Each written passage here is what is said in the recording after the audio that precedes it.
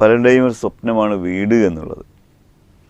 നമ്മൾ നേരത്തെ ഒരിക്കൽ പറഞ്ഞിരുന്നു, ഒരു വ്യക്തിയെ സംബന്ധിച്ചിടത്തോളം സാന്നിധ്യത്തായ ഭാര്യ, വീട്, വാഹനം, ഇതെല്ലാം.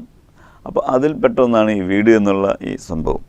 ഒരു വീടുണ്ടാക്കുക എന്നുള്ള, മനുഷ്യൻ ഒരുപക്ഷെ വിവാഹിതനാകുന്നതിന് മുൻപേ തന്നെ സ്വന്തമായൊരു വീടുണ്ടാക്കുന്നതിനെക്കുറിച്ച് ചിന്തിച്ചു തുടങ്ങും. പക്ഷെ പലപ്പോഴും പറയുന്നതിൽ വീടുണ്ടാക്കാനും കല്യാണം കഴിക്കാനും ഒരു സമയമുണ്ട് എന്നൊക്കെ പറഞ്ഞ് നമ്മുടെ നാട്ടിൽ പൊതുവെ അങ്ങനെയൊക്കെ സംസാരിക്കാറുണ്ട്.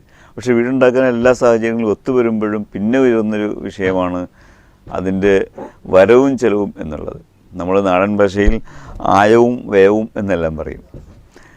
യഥാർത്ഥത്തിൽ ഒരു വീടുണ്ടാക്കുമ്പോൾ ചില ഈ കണക്കുകൾ ഇങ്ങനെ ഒപ്പിക്കുന്നത്, അതുമായി ബന്ധപ്പെട്ട് എന്താണ് അഭിപ്രായം? മുഹമ്മദ് നബി സല്ലല്ലാഹു അലൈഹി വസല്ലമ തങ്ങളുടെ സമീപത്തൊരിക്കൽ ഉത്ബാൻ ബിൻ മാലിക് റളിയല്ലാഹു അൻഹു ഒരാളെ പറഞ്ഞയച്ചു. നബി സല്ലല്ലാഹു അലൈഹി വസല്ലമ തങ്ങളുടെ കാലത്തുണ്ടായിരുന്ന ഒരു സഹാബി വര്യനാണ്. അദ്ദേഹത്തിന് കണ്ണിൻ്റെ കാഴ്ച കുറഞ്ഞു വന്ന സമയത്ത് തൻ്റെ വീട്ടിലേക്കൊന്ന് വരാനും വീട്ടിൽ നിസ്കരിക്കാൻ ഒരു സ്ഥലം അടയാളപ്പെടുത്തി തരാനുമായിരുന്നു അദ്ദേഹം പറഞ്ഞത്. അങ്ങനെ ആളെ പറഞ്ഞയച്ചതിൻ്റെ അടിസ്ഥാനത്തിൽ നബി സല്ലല്ലാഹു അലൈഹി വസല്ലമ തങ്ങൾ വരികയും നിസ്കരിക്കേണ്ട സ്ഥലം അടയാളപ്പെടുത്തുകയും ചെയ്തു. ഇങ്ങനെ ഒരു വിഷയത്തിന് ഒരു സ്ഥലം അടയാളപ്പെടുത്തുന്നതിനാണ് നമ്മൾ കണക്ക് എന്ന് പറയുന്നത്. ഒരു കണക്കിനാണല്ലോ അടയാളപ്പെടുത്തുന്നത്. ഇപ്പം ഉദാഹരണം നിസ്കരിക്കാനാണെങ്കിൽ ഇത്ര സ്ഥലമാണ് വേണ്ടത്, അതിന് ഇന്ന സ്ഥലത്ത് ഇത്ര സ്ഥലം അതിന് വേണ്ടി ഉപയോഗിക്കാം. ബെഡ്റൂം ആണെങ്കിൽ ബെഡ്റൂമിന് ഇത്ര സ്ഥലമാണ് വേണ്ടത്, അത് ഇന്ന സ്ഥലത്ത് ഇന്ന മാതിരി ഉപയോഗിക്കാം. കുട്ടികളുണ്ടെങ്കിൽ കുട്ടികൾക്ക് ഇന്ന സ്ഥലമൊക്കെ പറ്റും. അപ്പോൾ അവർക്ക് ഇതാണ് കണക്ക് എന്ന് പറയുന്നത്. ഈ കണക്ക് നോക്കൽ ഇങ്ങനെയാണ് വന്നിട്ടുള്ളത്. സയ്യിദന ഇബ്രാഹിം നബി അലൈഹിസ്സലാം അള്ളാഹുവിൽ നിന്ന് കരാർ ഏറ്റെടുത്ത ജോലിയായിരുന്നു കഅബയുടെ നിർമ്മാണം. വ അഹിദിന ഇലാ ഇബ്രാഹിം, അള്ളാഹു താല നേരിട്ട് കരാർ കൊടുത്ത പണിയാണ് കഅബയുടെ നിർമ്മാണം എന്ന് പറഞ്ഞത്. അപ്പോൾ ഇബ്രാഹിം നബി അലൈഹിസ്സലാം അള്ളാഹുവിനോട് പഠിച്ചോനെ എൻ്റെ കണക്കൊക്കെ എങ്ങനെ എന്ന് ചോദിച്ചു. അപ്പോൾ അള്ളാഹു താല പറഞ്ഞു, ഇബ്രാഹിമേ, ഒരു മേഘം പ്രത്യക്ഷപ്പെടും. ആ മേഘം പ്രത്യക്ഷപ്പെട്ട് അത് ഭൂമിയിൽ അടയാളപ്പെടുത്തി തരുന്നതിനനുസരിച്ച് നിങ്ങൾ കഅബയെ ഉണ്ടാക്കുക. അങ്ങനെ പിറ്റേ ദിവസം ഉച്ച സമയത്ത് ഒരു മേഘം പ്രത്യക്ഷപ്പെടുകയും ആ മേഘത്തിൻ്റെ പ്രതിബിംബം നിഴൽ പതിഞ്ഞ സ്ഥലത്ത് അടയാളപ്പെടുത്തി ആ കണക്കിന് ആണ് ഇബ്രാഹിം നബി അലൈഹി സ്വലാം കഅബ പുതുക്കി പണിതത് എന്ന് കാണാൻ വേണ്ടി പറ്റും. അപ്പോൾ കണക്ക് നോക്കുക എന്നത് ഇതിൽ നിന്ന് വന്നതാണ്. ഒരു വിഷയത്തിന് ഒരു കണക്കുണ്ടാണ്, ഇത്ര നീളം വേണം, ഇത്ര വീതി വേണം, ഇത്ര ആഴം വേണം, ഇത്ര ഉയരം വേണം എന്ന് കണക്കാക്കുന്നതിനാണ് ഈ കണക്കുകൾ നോക്കുക എന്ന് പറയുന്നത്. പരിശുദ്ധമായ ഖുർആനിൻ്റെ ധാരാളം അധ്യാപനങ്ങളിൽ നിന്ന് ഭൂമിയിലെയും ആകാശത്തെയും, സൂര്യ, ചന്ദ്ര, നക്ഷത്ര, ഭൂമി എല്ലാറ്റിൻ്റെയും എല്ലാ കാര്യങ്ങളും കണക്കുകൾ പ്രകാരമാണുള്ളത് എന്ന് കാണാം.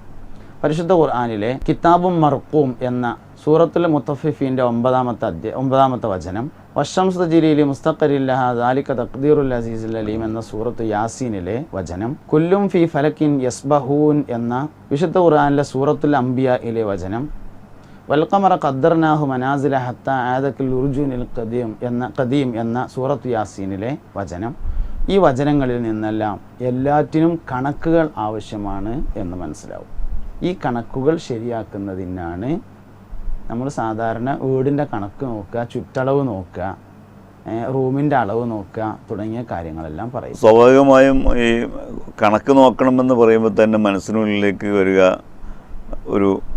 ഈ കണക്ക് നോക്കുന്ന, രാശി നോക്കുന്ന ഒരാളെ കൊണ്ടുവന്നിട്ട് കവിടി നിരത്തി അതിൻ്റെ കണക്ക് നോക്കി ഇതത്ര എന്ന് പറയുന്ന ആ ഒരു രീതിയിലേക്ക് മനസ്സിൻ്റെ ചിന്തകളെ നയിച്ചു പോകും. കാരണം നമ്മൾ പല കാര്യങ്ങളും അങ്ങനെയാണല്ലോ, നമ്മുടെ മനസ്സിൽ രജിസ്റ്റർ ചെയ്യപ്പെട്ട കുറേ കാര്യങ്ങളാണ്. യഥാർത്ഥത്തിൽ ഈ ആയവും വ്യയവും നോക്കുന്നത്, ഈ കണക്ക് നോക്കുന്നത്, ഈ വരവ് ചെലവ് കണക്ക് നോക്കുന്ന ഈ മെത്തേഡ് അതെങ്ങനെയാണ്, ഇസ്ലാമികമായി എങ്ങനെയാണ്? അതായത് എന്തൊരു വിഷയത്തിനും ഒരു കണക്ക് വേണമല്ലോ. അതെ. 7 മുഴത്തിൽ കൂടുതൽ നീളമുള്ള ഭവനങ്ങൾ ഉണ്ടാക്കിയാൽ അഹങ്കാരം ഉണ്ടാവും എന്ന് പറയുന്ന ഒരു വചനമുണ്ട്. പക്ഷേ അവിടെ തന്നെ ഒരുപാട് വിശദീകരണങ്ങൾ നൽകപ്പെട്ടിട്ടുണ്ട്. അപ്പോൾ അഹങ്കാരമുണ്ടാകും എന്ന് തോന്നുന്നവൻ ഉണ്ടാക്കേണ്ട വീട് 7 മുഴാണ് മാക്സിമം. എന്നാൽ അഹങ്കരിക്കാനല്ലാത്ത ആവശ്യങ്ങൾക്കാണെങ്കിൽ 7 മുഴത്തേക്കാൾ കൂടുന്നതിന് വിരോധമില്ല എന്ന് മുഗ്നി, മുഹ്താജ് തുടങ്ങിയ ഗ്രന്ഥങ്ങളിലൊക്കെ പറഞ്ഞിട്ടുണ്ട്. അപ്പോൾ ആവശ്യത്തിനനുസരിച്ചാണ് ശരിക്കത്. ഒരാൾക്ക് എത്ര ആവശ്യമുണ്ട്. ഇപ്പോൾ 10 വയസ്സായാൽ കുട്ടികളോട് നിസ്കരിക്കാൻ കൽപ്പിക്കണം, 10 വയസ്സായ കുട്ടികളെ മാതാപിതാക്കൾ അവരിൽ നിന്ന് പിരിച്ച് കടത്തണം. അപ്പോൾ ഒരാളുടെ കുട്ടികളുടെ എണ്ണത്തിനനുസരിച്ച് റൂം വേണ്ടി വരും. കാരണം അവരെ വേറെ കടത്തണമെങ്കിൽ വേറെ കടത്താനുള്ള സൗകര്യങ്ങളുമാണല്ലോ. അപ്പോൾ ആവശ്യത്തിനനുസരിച്ചാണ് വീടുകളുടെ വലിപ്പവും അതിൻ്റെ കണക്കും എല്ലാം നമ്മൾ നോക്കി കണക്കാക്കേണ്ടത്. സംഖ്യാശാസ്ത്രത്തിൽ 4ന് വലിയ പ്രാധാന്യമുണ്ട്. 4ന്. അപ്പം 4ൻ്റെ ഗുണിതങ്ങൾ എന്നിവ വീട് നിർമ്മാണത്തിൽ പരിഗണിക്കുന്നത് നല്ലതാണ്. അത് റൂമിനെ കുറിച്ചാണോ പറയുന്നത്? എല്ലാം മൊത്തം ചുറ്റളവ് നോക്കുകയാണെങ്കിലും റൂമിൻ്റെ അളവ് നോക്കുകയാണെങ്കിലും ഒക്കെ 4ൻ്റെ ഗുണിതങ്ങളും പരിഗണിച്ചാൽ വളരെ നല്ലതായിരിക്കും എന്ന് നേരത്തെ ഞാൻ പറഞ്ഞ മുഗ്നി മുഹ്താജിൽ തന്നെ അക്കാര്യവും രേഖപ്പെടുത്തിയിട്ടുണ്ട്. മുഹമ്മദ് നബി സല്ലല്ലാഹു അലൈഹി വസല്ലം തങ്ങൾ അപലക്ഷണം ആയി പറഞ്ഞിട്ടുള്ള ചില സാധനങ്ങളുണ്ട്. വീടിൽ അപലക്ഷണം പറഞ്ഞിട്ടുണ്ട്, കുതിരയിൽ അപലക്ഷണം പറഞ്ഞിട്ടുണ്ട്, സ്ത്രീയിൽ അപലക്ഷണങ്ങൾ പറഞ്ഞിട്ടുണ്ട്. അപ്പോൾ എന്തൊക്കെയാണ് സ്ത്രീയുടെ ലക്ഷണങ്ങൾ, എന്തൊക്കെയാണ് സ്ത്രീയുടെ അപലക്ഷണങ്ങൾ, എന്തൊക്കെയാണ് കുതിര എന്ന് പറഞ്ഞാൽ വാഹനം, എന്തൊക്കെയാണ് വാഹനത്തിൻ്റെ ലക്ഷണങ്ങൾ, അതിൻ്റെ അപലക്ഷണങ്ങൾ, എന്തൊക്കെയാണ് വീടിൻ്റെ ലക്ഷണങ്ങൾ, അതിൻ്റെ അപലക്ഷണങ്ങൾ എന്ന് മനസ്സിലാക്കിയിരിക്കണം. നമ്മൾ വീടുണ്ടാക്കാൻ വേണ്ടി ഒരു സ്ഥലം തിരഞ്ഞെടുക്കുമ്പോൾ അതിന് പ്രാഥമികമായ ചില അപലക്ഷണങ്ങളുണ്ട്. ലക്ഷണങ്ങളുമുണ്ട്, അപലക്ഷണങ്ങളുമുണ്ട്. ഭൂമി, വീടുണ്ടാക്കാൻ വേണ്ടി തിരഞ്ഞെടുത്ത ഭൂമിയെ അടിസ്ഥാനപ്പെടുത്തിയുള്ള ലക്ഷണങ്ങളും അപലക്ഷണങ്ങളുമുണ്ട്. പിന്നെ അതിൻ്റെ മണ്ണിനെ അടിസ്ഥാനപ്പെടുത്തിയുള്ള ലക്ഷണങ്ങളും അപലക്ഷണങ്ങളുമുണ്ട്. അതിൽ നമ്മൾ പ്ലാൻ തയ്യാറാക്കുമ്പോഴുള്ള അളവിനെ അടിസ്ഥാനപ്പെടുത്തിയുള്ള ലക്ഷണങ്ങളും അപലക്ഷണങ്ങളുമുണ്ട്. ഒന്നാമത്തത് പറഞ്ഞാൽ ഭൂമിയെ അടിസ്ഥാനപ്പെടുത്തിയാവുമ്പോൾ ഇപ്പോൾ 3 അല്ലെങ്കിൽ 5, 6 ഇങ്ങനെയൊക്കെയുള്ള കോണുകൾ വരുന്ന ഭൂമി അപലക്ഷണമുള്ള ഭൂമിയാണ്.